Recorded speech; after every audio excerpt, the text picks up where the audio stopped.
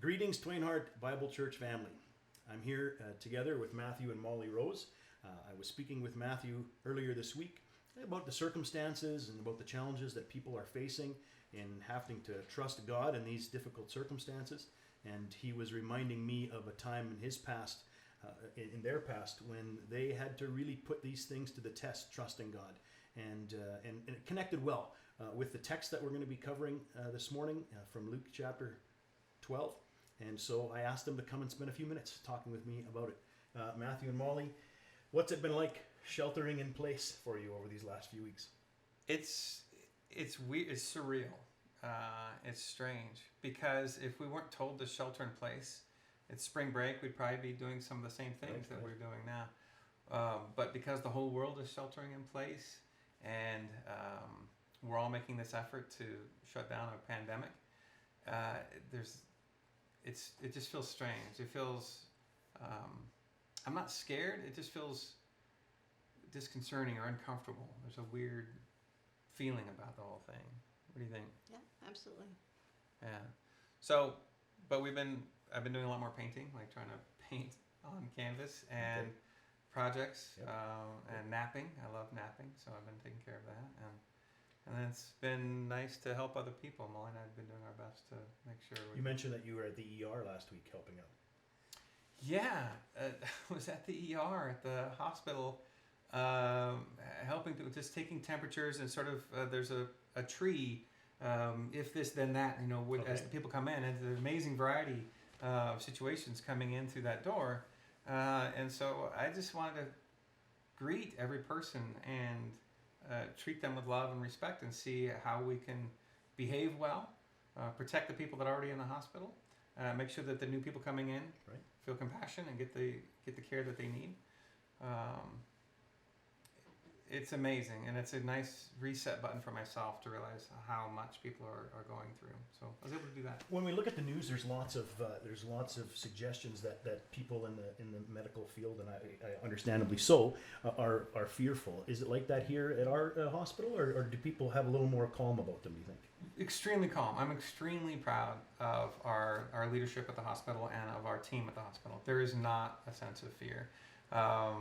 I've been in there in the incident command center, and I've been in there in the meetings with the directors, and I'm really proud of our people. I'm really proud of our community. Our community has called in and said, "Hey, can we make masks for you? Can we set up a donation station? Can we do all this stuff?" And so yes, so we're getting these masks from the community. So that level of support. So I'm very happy to report that there's not fear. It's definitely a battle plan in place, and something that they've been prepared for emergencies, something like this for a long time. So honestly, I'm blessed to be part of that group. Awesome. Excellent. Yeah. Molly, as a teacher, you're kind of in limbo, or are you preparing lessons for distance learning? What's your status? Well, both. We are preparing lessons for distance learning. We're supposed to have a physical packet. This is at Twain Harte School. A physical packet and online option on Monday. So on Monday, we have been giving out meals to the Twain Harte School kids. And so on Monday, kids can come through, or their families can come through, pick up a packet, pick up a breakfast and lunch. And then we don't know if they're going to do it. It's not required. It's considered enrichment. And so, you mean you don't know if the children will do the work that you give them? Yes. I know a few children that aren't very happy that I'm going to make them do their work. Right, my children as well. But we're trying to make things that are worthwhile if they choose to do them. Right. And if they choose not to do them, that they're not gonna. It's not like they're gonna lose out on too much either. Trying to hit that sweet spot. And really, we don't know if half the kids are gonna do it. Everybody, none. Right. It's really hard. So I think after this first week, we'll have a better sense of what's gonna be the protocol from then on. You're kind of learning as you go along, I guess. For aren't you? sure. I mean, you've never done this before. Oh yeah, I was at school yesterday just trying to figure out how to upload assignments to Google Classroom, and it took me 2 hours. I thought it would be a cinch, So I'm definitely learning a lot. And then right now we're out until April 14th is our date, but we know that's Some of the counties around us have already extended those numbers. It seems inevitable that will happen here also, but it does. Yeah. Deal with it when it comes. I guess. Yeah. So that's the limbo part. Yeah. So the two of you are keeping busy, and really, despite some of the chaos, are pretty well situated. But it hasn't always been like that in your lives. There have been times in the past where catastrophe hit, and you felt the pinch of lost employment. Tell me about that. Yeah. Do you want to? Well, we can start in 2011 and see what I leave See out. where you go. So in 2011, I think the first thing was the dog died. Right. And then the grandma died. That was like in September. Then I lost my job in December 2011.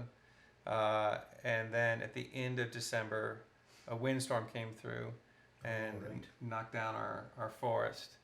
And so that set the tone for 2012. It was definitely a year of loss for us. It just kept coming. And we kept thinking this must be the bottom. Can't get worse than this. Can't get worse. The worst thing you can say is it can't get worse than this, Right, because the life will come along. And so that was an extremely tough year for us. It was very, very challenging to keep the faith.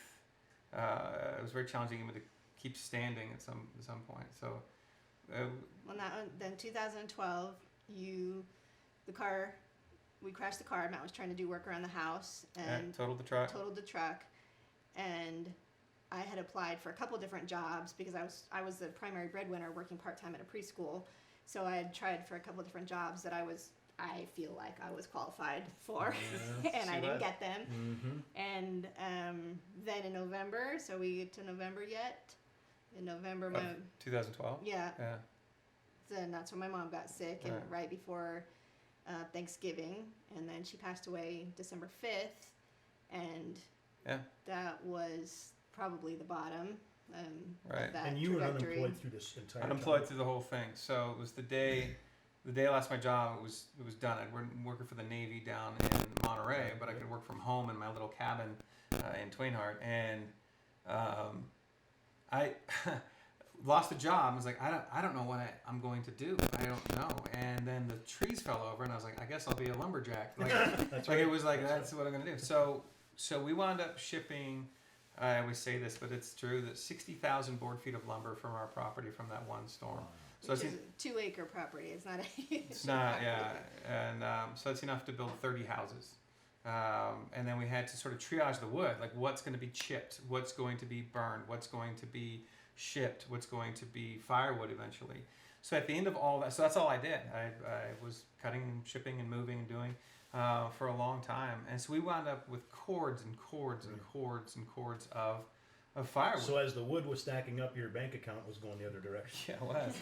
So we were like, okay, well, first we're like, okay, let's cut out magazines and whatever. Like, look at our Subscriptions and stuff. right, exactly, and look at maybe apps that we have on our phone, whatever, like little things. We can make like $1,000 shift in one night on our budget just from paying attention, and that was amazing. We got rid of our phones.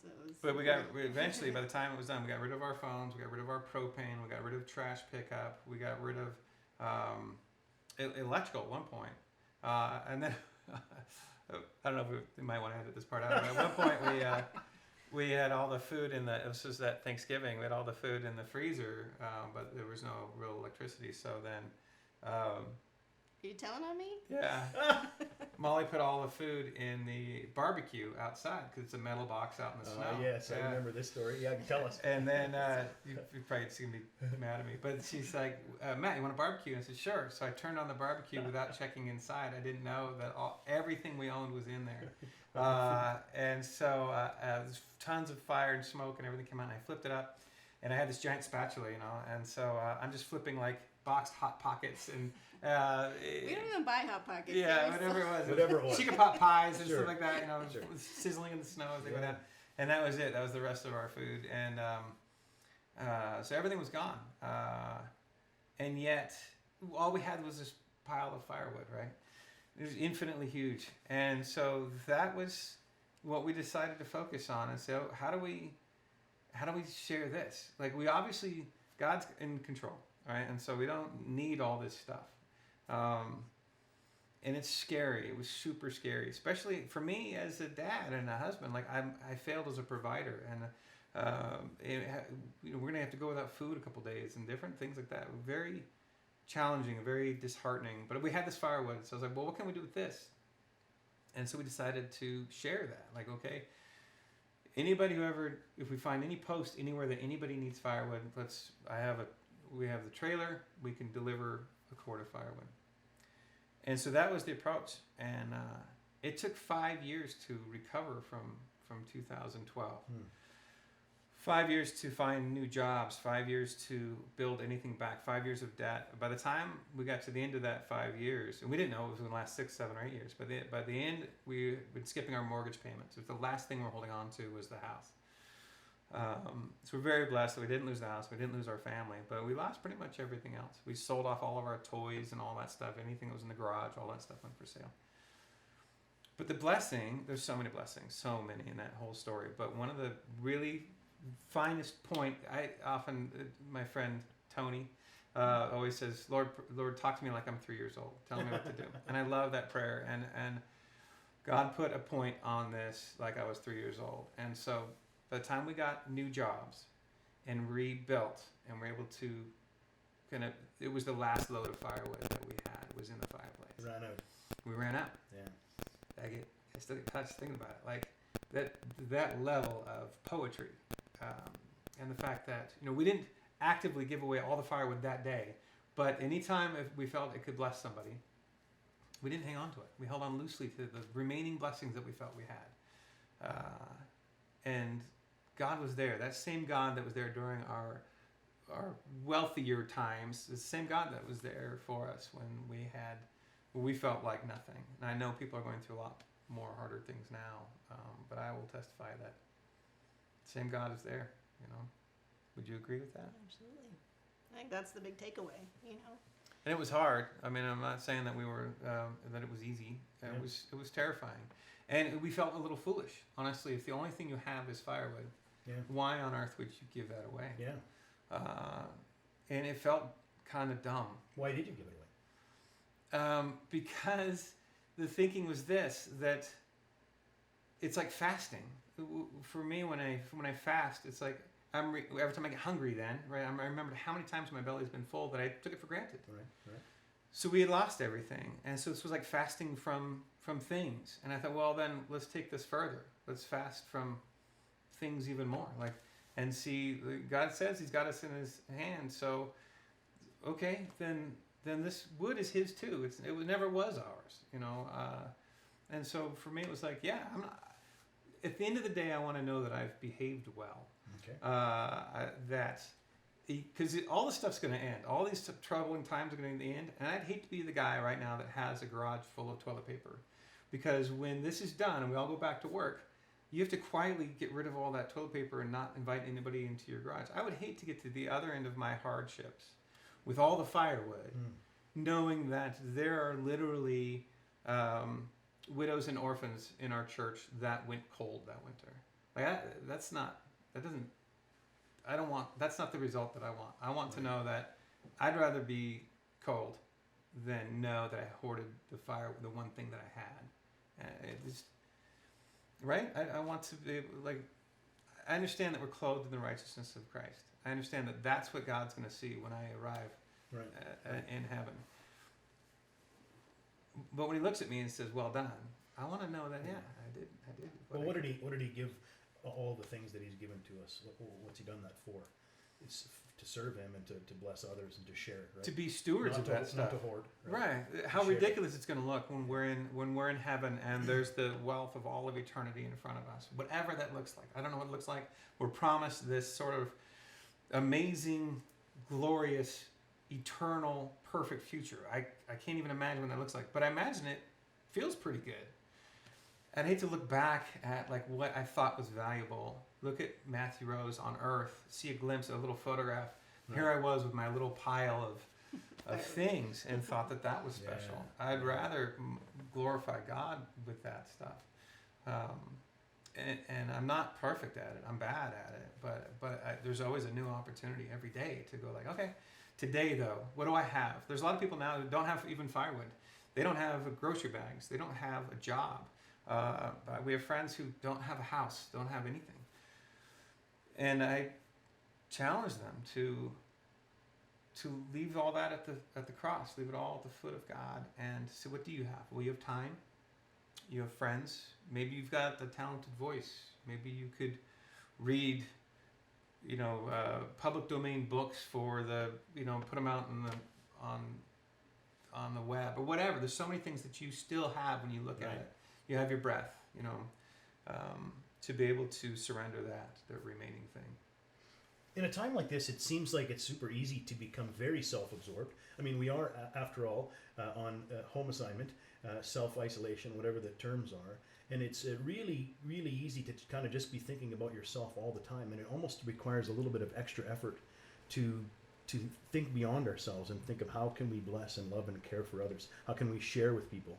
And in fact, even learning new ways to do that. Hence the video that we're working on here today, right? Like it's a new way of trying to be an encouragement, try to bless and care for and share with others. Right. And we're kind of being forced to do that. I would hate for this to come and go and for us to look back and everything's just back to the way it was. People talk about it a lot.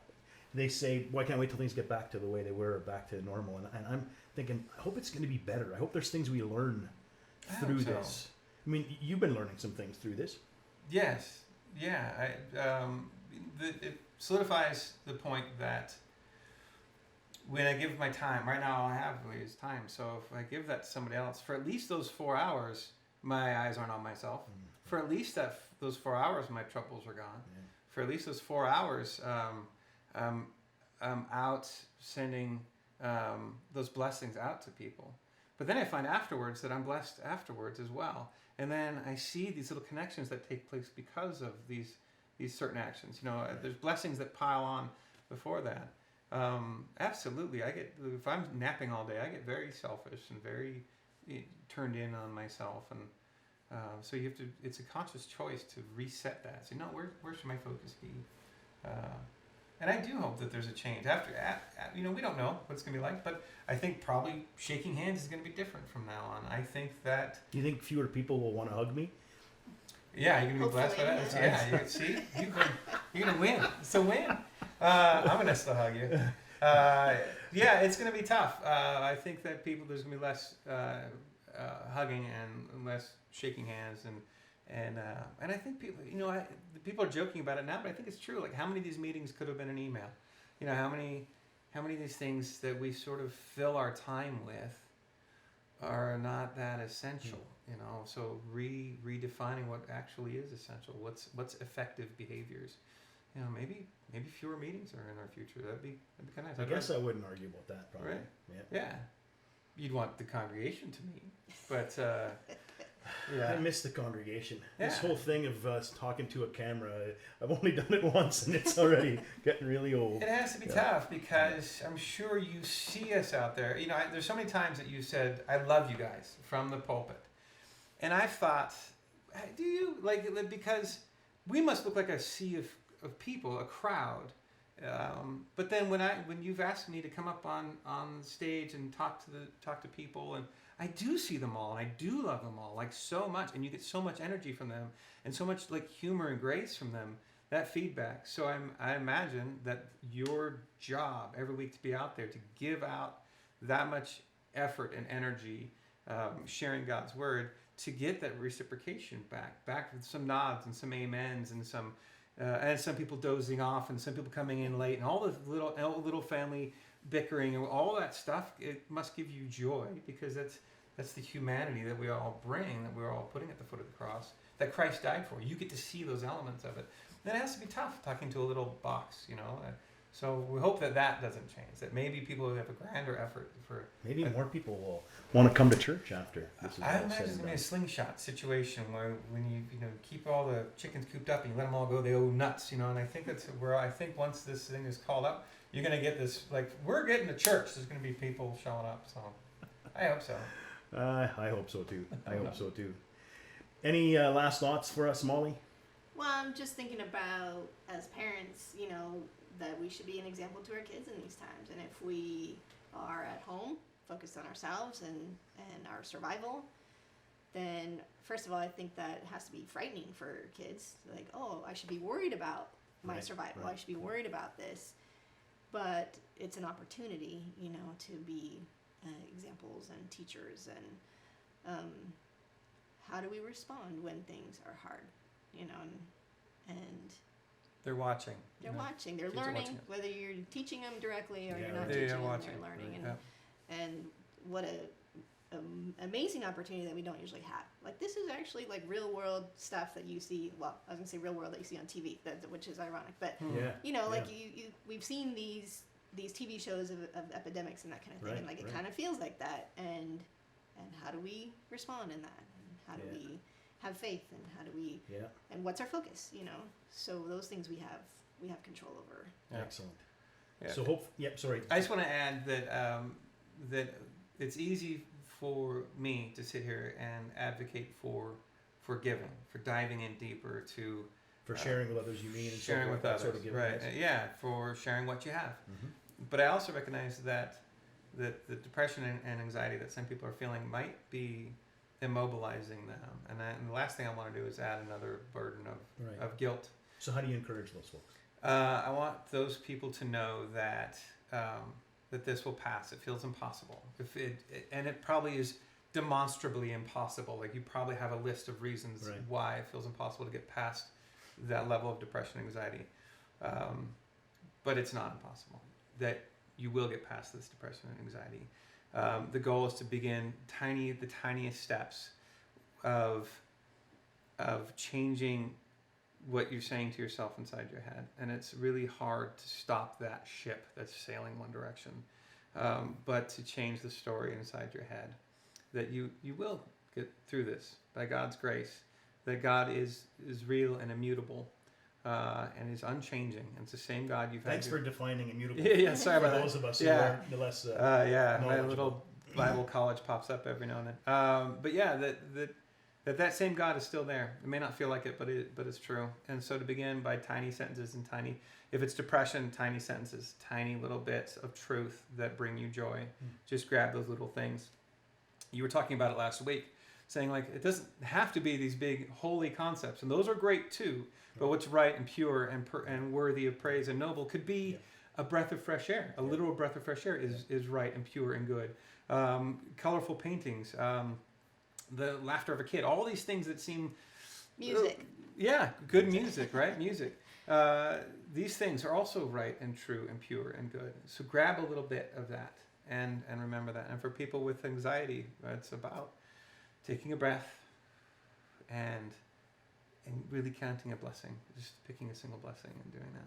Yeah. So I don't want to pile on. Also give. Like, there's people that need to be there for you that maybe it's time to receive something. Sure. Right, which was actually harder than giving. Oh yeah. In your circumstances, there were lots of people that cared for you. People were so good. And that's humbling, isn't it? Oh, it's awful. It's awful and wonderful at the Apparently same that's time. why you needed it. Yeah, it was both. It was. People it was paid our definitely- propane bill. People paid our trash can service. There was bags of food or food cards at our front door. And we still don't know who did those things. These people are let some us- of the ways we can help others. We can do these Today, things for right? other people, and Right. just recognize that those people, when we received it hurt a lot. We were a little bit defensive. Yeah. But we did. Of course, we accepted it too. Yes. Right. And so just recognize that when it's time to reach out to people, they may not welcome you with the open arms that you're it's good to expecting. consider. Remember that people are operating from a position of fear and maybe anger and frustration, but also assume that good intent in there and give anyway. Do it anyway. And just in this conversation, as an encouragement too, we were talking about like we don't even remember so many of the details of that time. It was 5 years, and we're like, no, what happened again? And How bad was it? that was 8 years ago. 8 years ago. So In the middle of it, you thought nothing could be bigger than that, Absolutely. and now it's almost faded in the past. a right, little it's bit. like we get certainly we have a general Big feeling picture, about yeah. what it felt like, but those details of exactly what happened and when were They fade. They fade over time, and so this difficult time will fade over time. Yeah, that's a good message, a good reminder. Yeah. Well, we could go on and talk for days, and look forward to talking to you some more. But for now, we'll bring this to a conclusion. Thank you, Matthew and Molly, for joining me today. We trust and hope that this little discussion was beneficial and encouragement to you. God bless you all. Thank you. God bless.